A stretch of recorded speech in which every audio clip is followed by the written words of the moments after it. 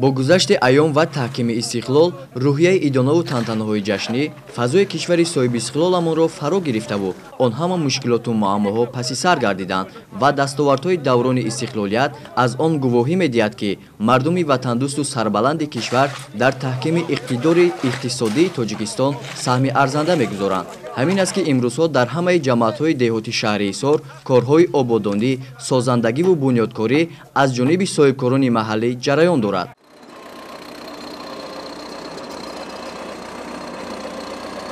бахшида ба соли рушди деҳот мардуми ҷамоати деҳоти Новобод иқдом гирифтанд ки ҳашарҳои дастаҷамона ташкил намоянд.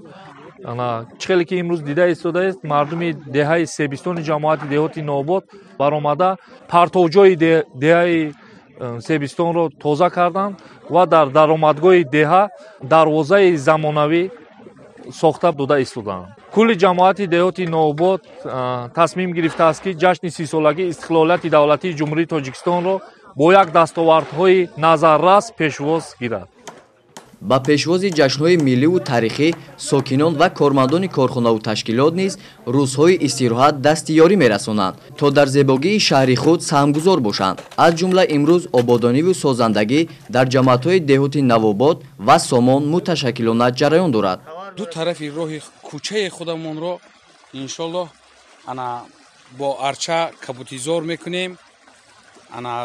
бо мана раҳомонро сангфарш кардем.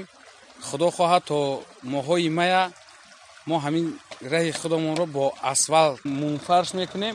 мо сокинони деҳаи Хирманак ҷамоати деҳоти Сомон кӯшиш ба харҷ медиҳем ки ҷашни 30-солагии истиқлолияти ҷумҳурии Тоҷикистонро бо дастовардҳои назаррас пешвоз гирем.